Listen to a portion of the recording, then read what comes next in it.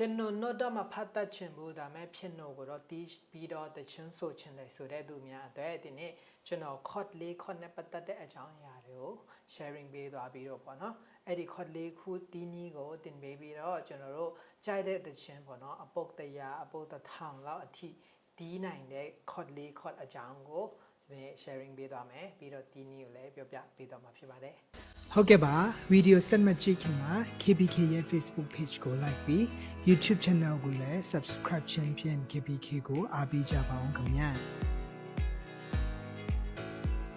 အားလုံးမင်္ဂလာပါဒီနေ့ကျွန်တော်အားလုံးကို chord 4 chord အကြောင်းရှင်းပြပေးသွားမှာဖြစ်ပါတယ်အဲ့ဒီ chord 4 chord ကတော့ chord progression ပေါ့နော်ဒီ chord progression ကအရန်ကို perfect ဖြစ်တဲ့ chord progression ဖြစ်ပါတယ်ပေါ့နော်ပြီးတော့ pop တခြင်းတွေတော်တော်များများပေါ့နာမည်ကြီးတဲ့တခြင်းတိုင်းသုံးထားတဲ့ chord loop ဖြစ်လို့ပြောလို့ရတယ်နော်အဲ့ဒီ chord ၄ခုပေါ့ပြောပြပြီးတော့မယ်ကဲမပြောပြခင်မှာပေါ့နော်တီးနီးမပြောပြခင်မှာသူ့ရဲ့အတန်ကိုနားထောင်ကြည့်ရအောင်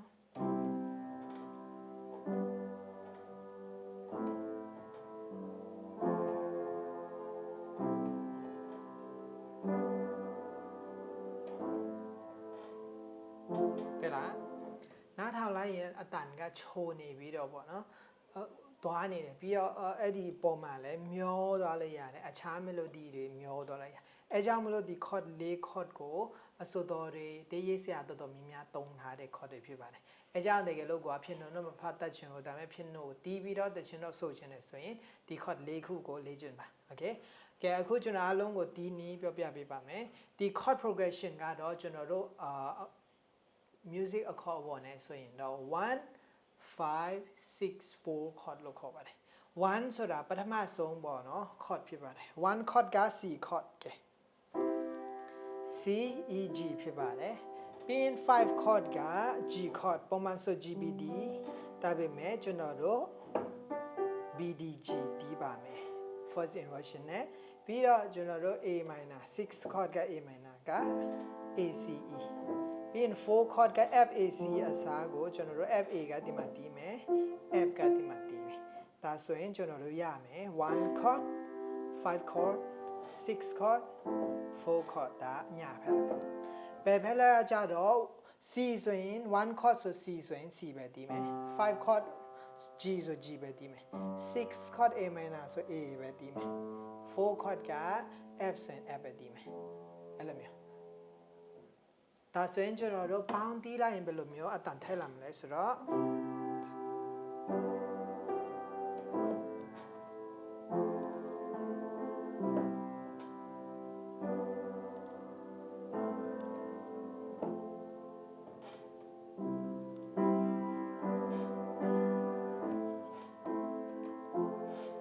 ကျွန်တော်တို့ဒီ loop ကို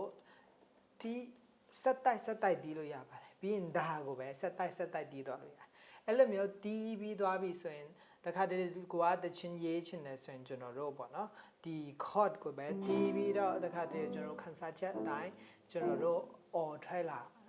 တဲ့စာသားတွေပေါ့နော်တချင်းတွေကိုတချင်းအဖြစ်ပေါ့နော်ကိုယ့်ရဲ့အမတ်တရားအနေနဲ့ရေးထားလို့လည်းရတယ်အဲ့ဒီ loop သုံးပြီးတော့ပေါ့နော် okay ဒါဆိုအခုတီးနီးလဲကျွန်တော်တို့တီးသွားပြီဆိုတော့အခုနာမည်ကြီးတဲ့တခြင်းဆိုတာပါတခြင်းတွေရှိလဲဆိုတာနားထောင်ရှင်နော်ဥပမာ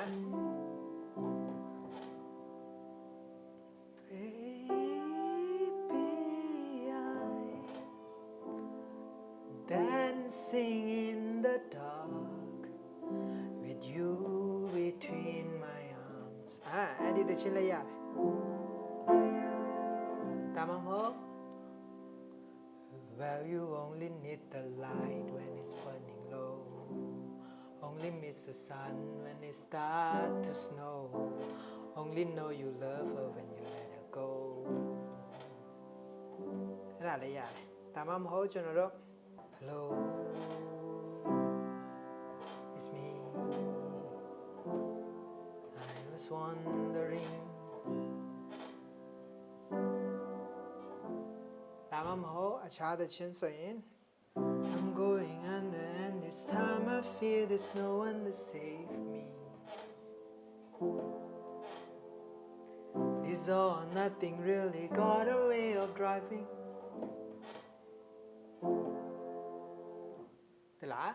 ကျွန်တော်ဆိုလာတဲ့တခြင်းတွေနာမည်ရေးတဲ့တခြင်းတွေပဲပြီးတော့သုံးသွားတဲ့ chord လည်းဒီ chord လေးကိုပဲဒါစင်တကယ်လို့ကဖြစ်နုံမဖတ်တတ်ခြင်းလို့ဒါပဲမဲ့ဖြစ်နုံတီးပြီးတော့တခြင်းဆိုတတ်ခြင်းနဲ့ဆိုရင်အနည်းဆုံးတော့ဒီ chord လေးခုကိုလေ့ကျင့်ကြည့်ပါဒါဆိုကိုကနောက်ထပ်ကိုတီးခြင်းတဲ့တခြင်းရဲ့ pattern ကိုနည်းနည်းထပ်လေ့လာပြီးတော့တခြင်းတီးသွားလို့ရပါတယ် okay ဟုတ်ပြီတကယ်လို့အားလုံးကဒီလိုမျိုးပုံစံ music အကြောင်းကို sharing ပေးတာသဘောကျတယ်ဆိုရင် KBK Music ရဲ့ page နဲ့ YouTube channel ကို subscription ဖြင့် KBK အားပေးလို့ရပါတယ်နောက်ထပ်ဗီဒီယိုမှာပြန်ဆောင်ကြပါမယ်ခင်ဗျာ bye bye